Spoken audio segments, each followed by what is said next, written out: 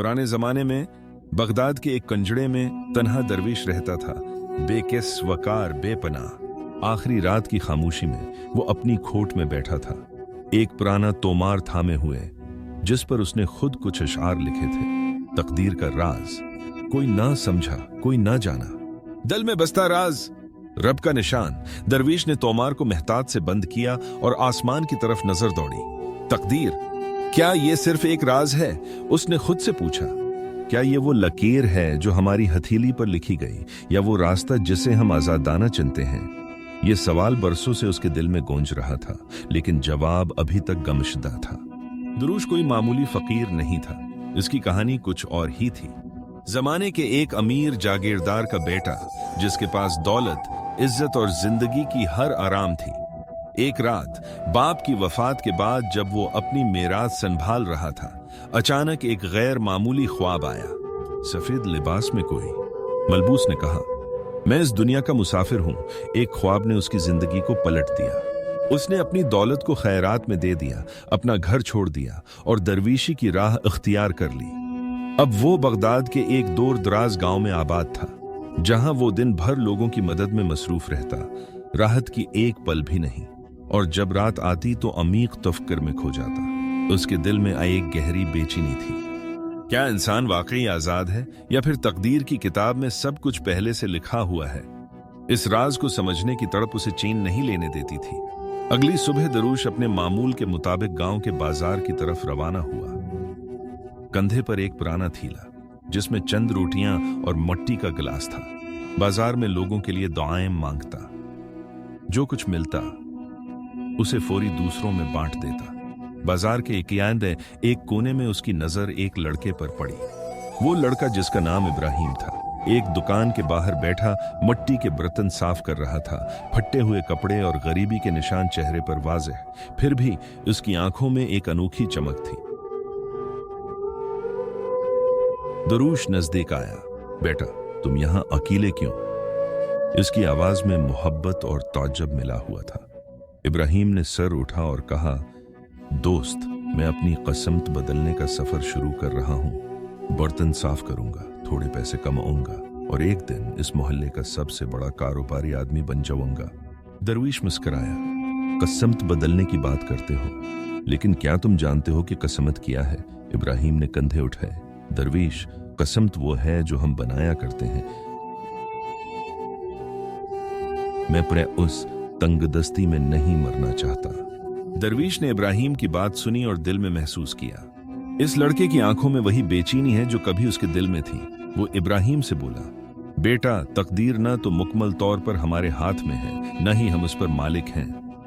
एक ऐसा राज है जो सफर को मैं चमकता हूं। अगर तुम चाहो तो मेरे साथ बसरा चलो, शायद वहां तुम्हें अपनी तकदीर का कोई इशारा मिले। इब्राहिम ने एक पल के लिए सोचा, फिर अपने बर्तन छोड़कर दरवेश के साथ रास्ता पकड़ लिया। उसे पूरी यकीन थी कि उस सफर में उसकी जिंदगी कल्ब से बदल जाएगी। जब काफिला बसरा की सीमाओं को छूने लगा तो एक समृद्ध व्यापारी सलमान से उनकी भेंट हुई। सलमान एक शानदार तंबू में विराजमान था, जहां चारों ओर दास और नौकर उसकी सेवा में तत्पर थे। वह अपने व्यापारिक माल की सूची पर नजर दौड़ा रहा था। जब दरवेश और इब्राहिम उसके समक्ष प्रस्तुत हुए तो दरूश की सादा पोशाक और इब्राहिम के चट्टे कपड़ों पर उसकी नजर ठहरी। कौन हो तुम और यहाँ किया चाहते हो? उसने तीखे लहजे में पूछा। दरूश ने नरमी से जवाब दिया, हम मुसाफिर हैं, तकदीर के पीछे चलने वाले। बसरा की तरफ जा रहे हैं और आपसे खाने पीने की दरख्वास्त है। सलमान जोर से हंसा। तकदीर सिर्फ एक मज़ाका खैज अफसाना। मैंने अपनी राह खुद घड़ी। ये दौलत, ये इज्जत, ये सब मेरी मेहनत का थमरा है। तकदीर कोई जादुई चीज नहीं जो आसमान से आती है। दरवेश खामोशी से सुन रहा था, लेकिन इब्राहिम के चेहरे पर आग सा गुस्सा चमका। वो तड़क कर बोला, अगर भाग्य सचमुच आपके हाथों में है तो इस बेबस लड़के को क्यों नहीं अपनाते?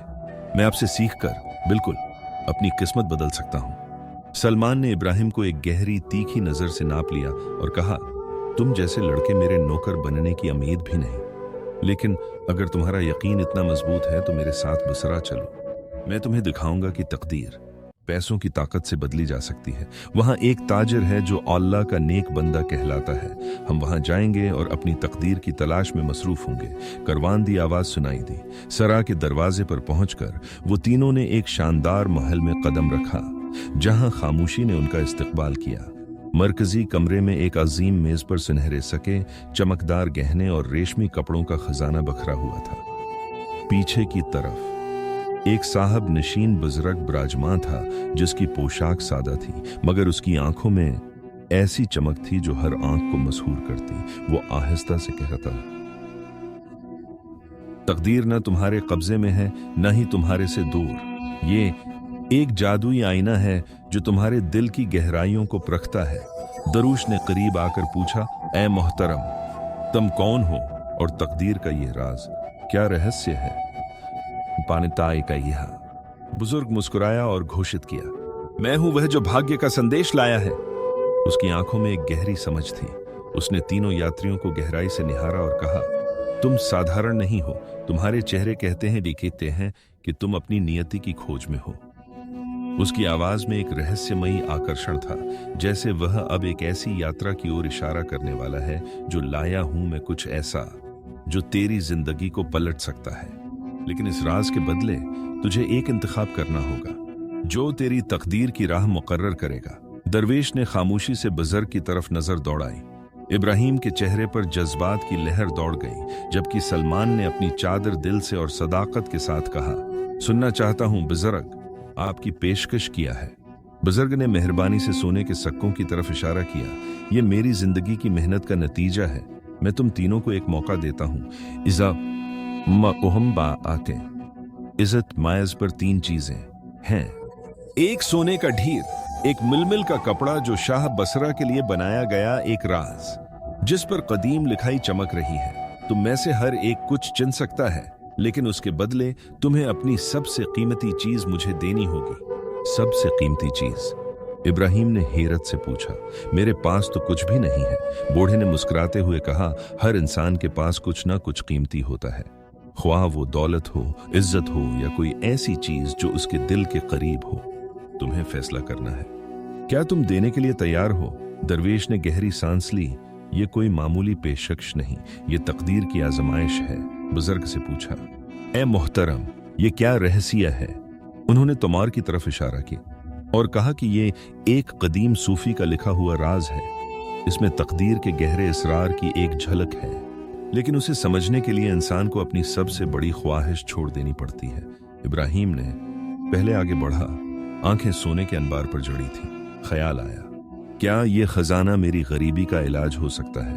मैं अपने गांव लौटकर मां के लिए खूबसूरत महल बनाऊंगा। बिसरा में एक मालदार ताजिर बन जाऊंगा। लेकिन जब नजर बूढ़े पर पड़ी, देखा तो ख्याल आया कि उसके पास देने को कुछ नहीं। इसकी जेबें खाली, बिल्कुल खाली। उसके कपड़े फटे हुए, मंदरस और बखरे हुए।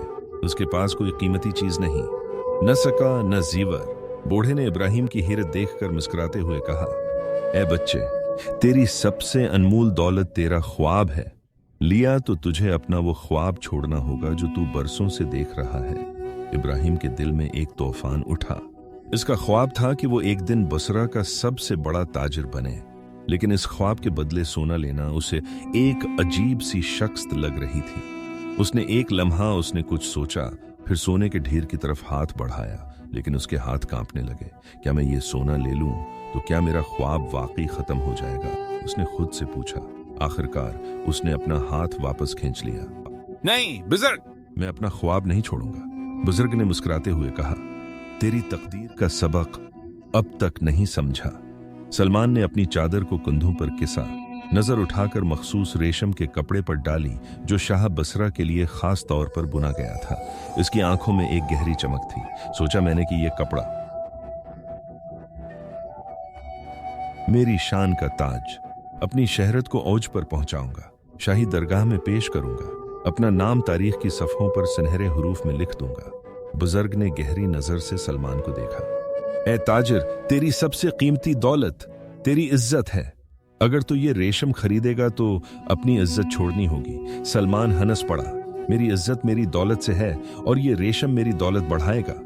मैं तेरी शर्त मानता हूं, उसने रेशम का कपड़ा उठा लिया और बुजुर्ग की तरफ देखा, लेकिन जैसे ही उसने कपड़ा हाथ में लिया, इसके दिल में एक अजीब सी भारीपन महसूस हुआ।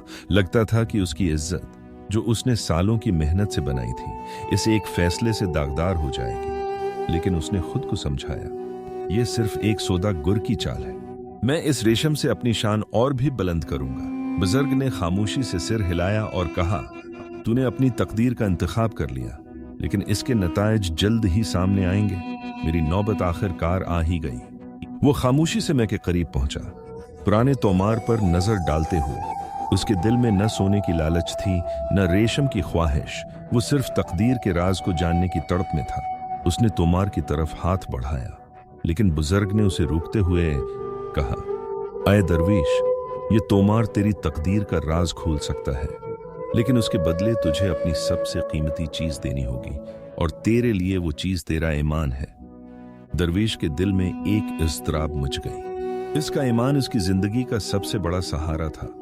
उसने सोचा, अगर मैं ये तोमार ले लूं और मेरा ईमान कमजोर हो जाए, तो क्या मैं वाकई तकदीर के राज समझ पाऊंगा। उसने एक गहरी सांस ली और कहा, और ए बुजुर्ग, अगर तकदीर का राज मेरे ईमान को छीन लेगा, तो मैं इस राज के बगैर भी जीना सीख लूंगा। मैं ये तोमार नहीं लूंगा। बुजुर्ग ने दरवेश की तरफ गहरी नजरों से देखो और समझो, तकदीर का सबसे अजीम दरस तुम्हारे सामने है। यह आजमाइश अभी खत्म नहीं हुई, नहीं, ये सिर्फ शुरू हुई है। अब तुम तीनों जा सकते हो, लेकिन एक बात याद रखना, लिखा हुआ नहीं बदलता। सिर्फ दुआ ही तकदीर को तब्दील कर सकती है, और वो भी इस सूरत में कि जब दिल साफ हो। जब इंसान गलत राह से हटकर नेक मसलक अख्तियार करता है, तो फिर मुन्नत की कोई जरूरत नहीं रहती। अल्लाह खुद दिल की आवाज सुनकर उसकी दुआ कबूल कर लेता है। बुजुर्गों की हिकमत ने उन तीनों के दिलों में एक नई रोशनी जगा दी थी। इब्राहिम अपने ख्वाबों को बचाने की खुशी और मुस्तकबल की वो ख्वाबों के साहिल पर मुसाफिर था। सलमान अपनी शहरत के जख्मों से तड़प रहा था, लेकिन अंदर ही अंदर एक उम्मीद जाग रही थी कि वो अपनी तकदीर को फिर से लिख सकता है। दरवेश, जिसने अपने ईमान की खातिर सब कुछ खो दिया, एक गैर मामूली सुकून के साथ आगे बढ़ता रहा। दिल में एक राज नामुकम्मल पर प्रॉमिस अभी तक दबा हुआ था। बाजार की शलूगी धीमी पड़ चुकी थी। सूरज फूल की तरफ था। दरूश ने इब्राहिम और सलमान को गहरी नजर से देखा। सूरज फूल की। हम तीनों ने बसरा का सफर एक मुश्तरका ख्वाब के साथ शुरू किया था, लेकिन अब वक्त आ गया है कि हम अपने घरों की तरफ वापस मुड़ें। एक बुजुर्ग की सादा पेशकश ने हमें सिखाया, तकदीर सिर्फ वो नहीं जो हम मांगते, बल्कि वो जो हम पीछे छोड़ जाते हैं। क्या तुम अपने घर लौटने के लिए तैयार हो? इब्राहिम ने आहिस्ता सिर झुकाया और कहा कि दरवेश, में ख्वाब को नहीं छोड़ा। अब मुझे एहसास होता है कि मेरा मकसद सिर्फ दौलत से नहीं, बल्कि इज्जत और मोहब्बत से बनता है।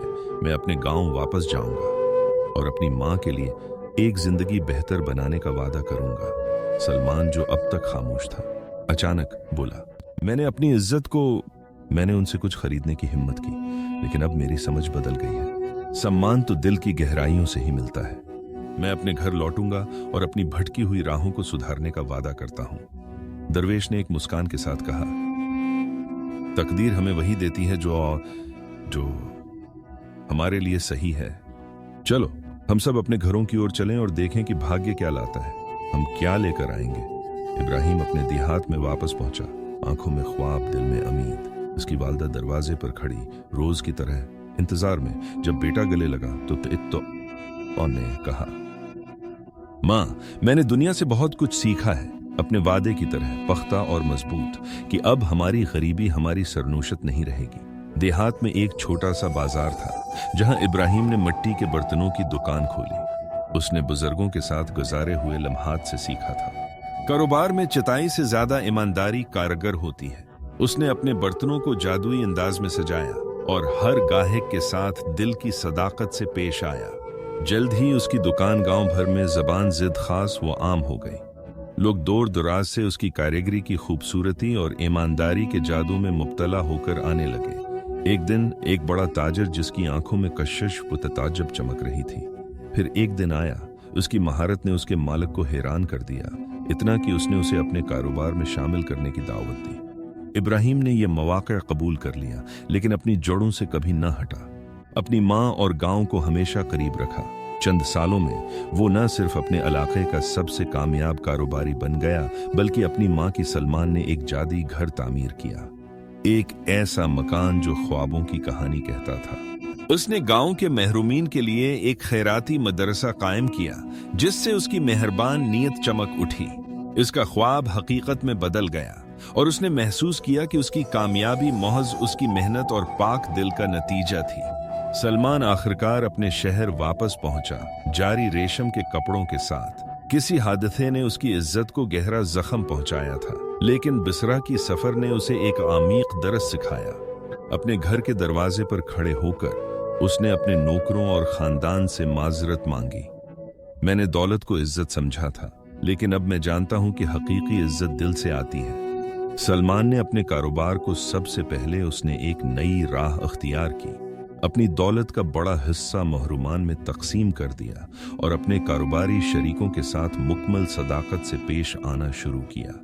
उसने अपने कारोबार को छोटे कारोबारियों के साथ मिलकर तरक्की दी, उन्हें अपनी कामयाबी में शरीक किया। ये नई हुकमत अमली हैरत अंगेज नतायज लेकर आई। चंद ही सालों में सलमान ने न सिर्फ अपनी इज्जत को फिर से पा लिया, बल्कि वो महल्ले के सबसे मोतबर कारोबारियों में शुमार होने लगा। जिस ख्वाब में इक़्तिदार और एहतराम की चमक थी, वो अब हकीकत बन चुका था। फिर भी उसने गहराई से महसूस किया, दौलत नहीं बल्कि नीयत ही तकदीर गढ़ती है। दरूश अपनी राह पर आमो दरिया के किनारे पर वापस आया। वे अपने पुराने मामूल में लौट आया, दिन भर लोगों की मदद करता और रात को तफक्र में डूबा रहता।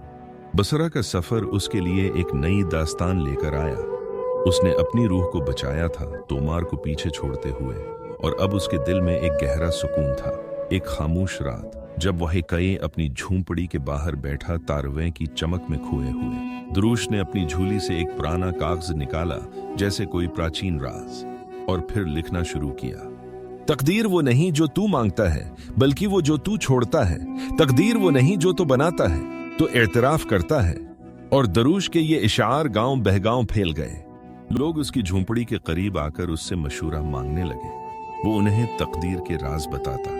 ये सिर्फ खुदा की मर्जी नहीं, बल्कि इंसान के इंतखाब और दिल की पाकीज़गी का नतीजा भी है। दरूश का ख्वाब जो तकदीर के राज को समझना था, वो पानी की आप मम्फा पूरा हुआ। वह साका वो एक अजीम दरवीश बन गया, जिसकी हुकमत लोगों के दिलों में रोशनी बखेरती थी। सालों बाद दरवीश, इब्राहिम और सलमान एक बार फिर देहात के छोटे से मेले में मिले। तीनों ने एक खजूर के दरख्त के नीचे बैठकर अपने सफर की यादों को ताज़ा किया। इब्राहिम ने कहा, दरवेश, अगर इस दिन मैंने सोना ले लिया होता तो शायद मेरा ख्वाब कभी पूरा ना होता। सलमान ने कहा, और अगर मैंने अपनी इज्जत को दौलत से बचाने की कोशिश की होती तो मैं आज ये ओने इज्जत न कमाता। दरवेश ने मुस्कुराते हुए कहा कि तकदीर एक आईना है जो हमें हमारे दिल अपनी दास्तान सुनाता है। हमने सरनुशत को नहीं गढ़ा, बल्कि उसे खुश दिली से अपनाया। यही उसका जादू है। इनके ख्वाब पहले ही पूरी तरह से मुहक्कक हो चुके थे, लेकिन उन्होंने गहराई से समझ लिया। तकदीर वो नहीं जिसकी वो तमन्ना करते हैं, बल्कि वो जो उन्होंने आज़ादाना तौर पर कबूल किया और पीछे छोड़ दिया।